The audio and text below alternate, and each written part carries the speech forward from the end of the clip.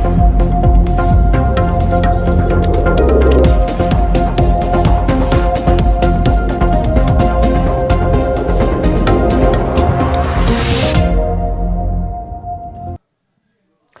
لوی او بخونکي خدای تعالی په نامه عزتمند اوریدونکو د دې ګړۍ خبرونو ته راغلاست بشپړ خبرونه.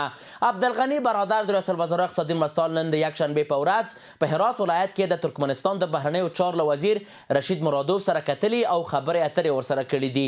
دواړو لورو د مهم اقتصادي او بنسټیزو پروژو په اړه لکه د ټاپي پروژه، د ریل پټلۍ د ټاپ پروژه او د برېښنا لیږد موضوعاتو باندې بحث خبرې اترې کړي دي.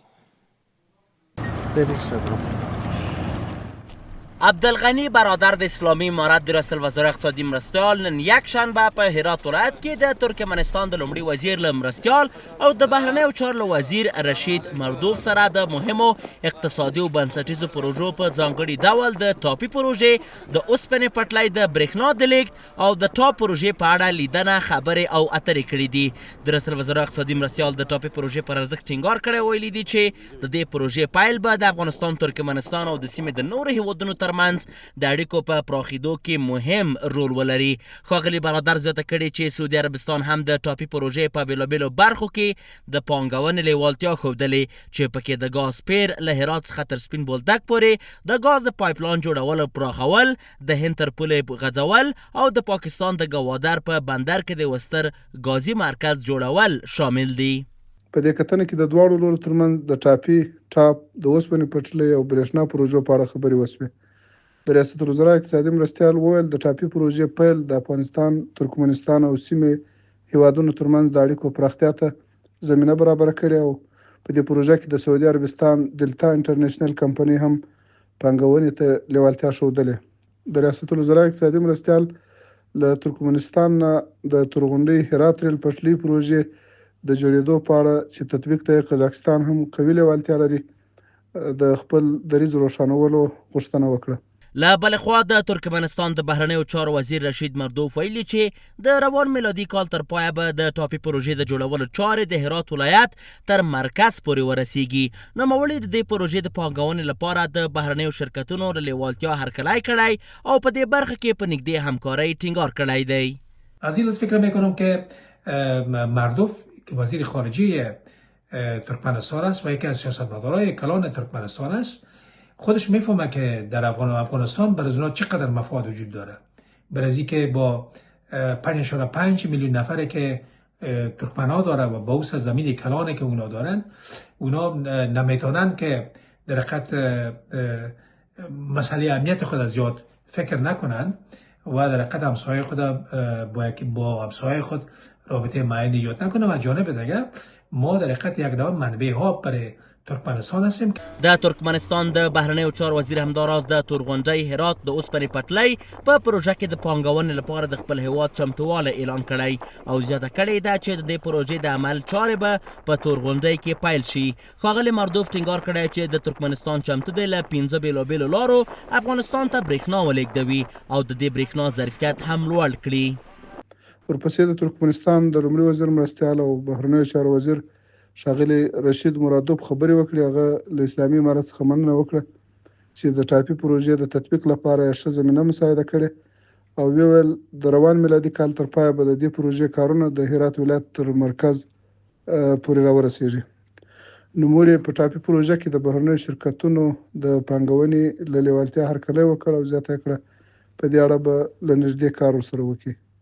د دې لیدنې په پای کې د دواړو لورو چارواکو د سوداګرۍ د پراختیا، بانکي همکارۍ او د کاري فرصتونو د رامنځته کېدو د اقتصادي پروژو د ګډ مدیریت پر اړتیا ټینګار کړی دی. تر دې وړاندې د اسلامي امارت د بهرنیو چارو وزیر امیر خان متقي هم د ترکمنستان د لومړي وزیر له مرستیال رشید مردوف سره د سیمه ییزو همکاریو د پراختیا او د روان میلادي کال لپاره د افغانستان او ترکمنستان ترمنځ د راتلونکو پلانونو په اړه خبرې کړې وې.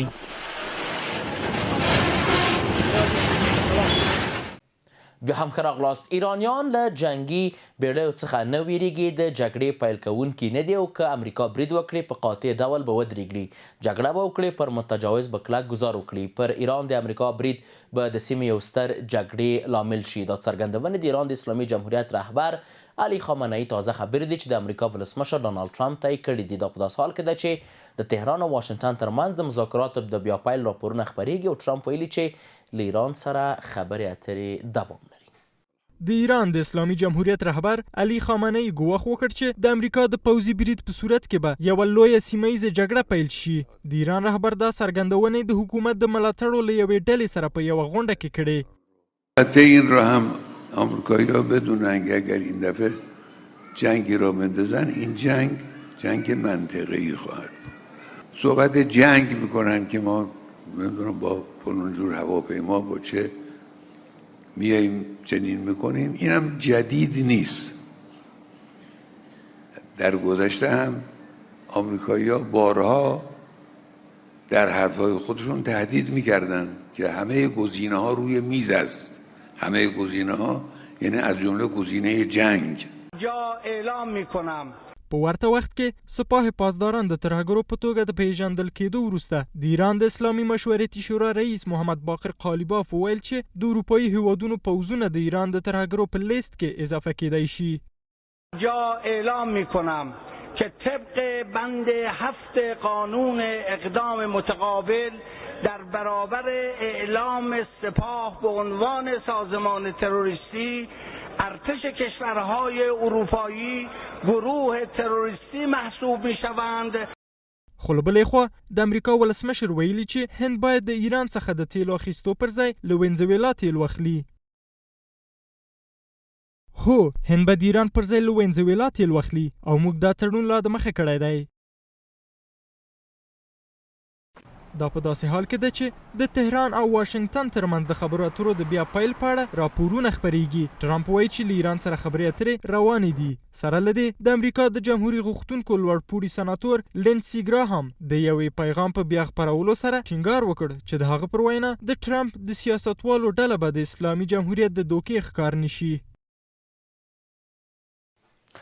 د ملګرو ملتونو د نشهیي توکو جرمونو دفتر په خپل تازه راپور کې ویلي چې په افغانستان کې د نشهیي توکو استعمال بهیر د مصنوعي نشهیي توکو او طبي درملو د ناوړه ګټونې پر لور بدلیږي. د راپور چې په افغانستان کې د ملګرو ملتونو د نورو بنسټونو په همغږۍ چمتو شوی پکې د نشهیي توکو د استعمال اصلي لاملونو فقر، بیکاري، اقتصادي فشارونه او نه پوره کیدونکې درملنیزې اړتیاوې بللي دي.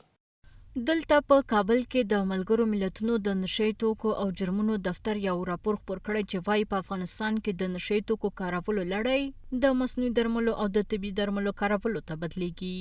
په راپور کې راغلی چې 40% نارینه د چرسو، 19% اپین، 11% ټابلیټکا او 9% شیشه کاروي.